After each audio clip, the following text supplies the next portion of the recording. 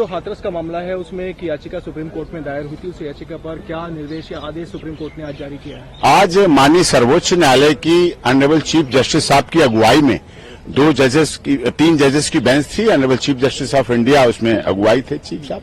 उन्होंने जो एक विशाल तिवारी के द्वारा पिटीशन लगाई गई थी पीआईएल के माध्यम से, इसमें उन्होंने साफ कहा कि घटना दुखद है, सब लोग इससे कंसर्न रखते हैं, लेकिन इस संबंध में हम कुछ भी एक्शन ऑर्डर इस तरह का नहीं करेंगे। आपको जुरिडिक्शन के हिसाब से जाना है तो आप हाई कोर्ट जाएं, हाई कोर्ट लेके जाएं और वहां जाएं, वहां करें। यहां इस आधार पर नहीं बनता। उत्तर प्रदेश सरकार अच्छे तरह काम कर रही है, एसआईटी जांच कर रही है, जांच एजेंसियां काम कर रही हैं, पूरी तरह से सद्भावना है, लेकिन इस तरह के पीआईएल वाला मैटर नहीं बनता है, क्योंकि आप कोई कंसर्न पार्टी नहीं है, पर्सन नहीं है, कोई इस तरह का नहीं है। तो उन्होंने साफ तौर पर उसको यहां से खत्म कर दिया और कहा कि आपको जाना। तो उन्होंने एक और रिक्वेस्ट की, इसको भेज दीजिए वहां, कि इसको भेज दीजिए वहां। तो उन्होंने कहा है कि नहीं, आप दूसरे लगाना चाहें वहां लगाएं, यहां से हम इस पर कुछ नहीं करेंगे और किसी तरह का कोई एक्शन, कोई ऑर्डर पास नहीं करेंगे। ये हमारी सत्य की जीत है, क्योंकि हम शुरू से कहते आ रहे हैं इस घटना में षड्यंत्र हुआ है, साजिश हुई है, और उस साजिश की तहत नारायण साकार हरि को, सनातन को बदनाम करने की और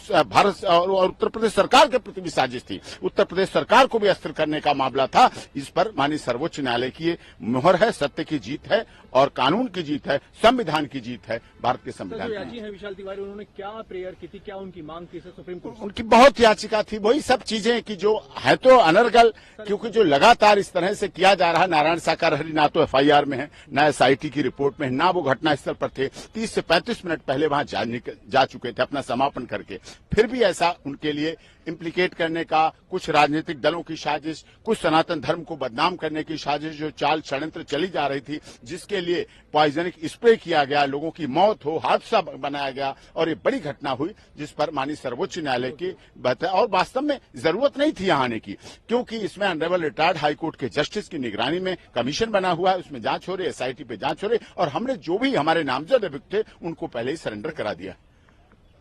सर बताइए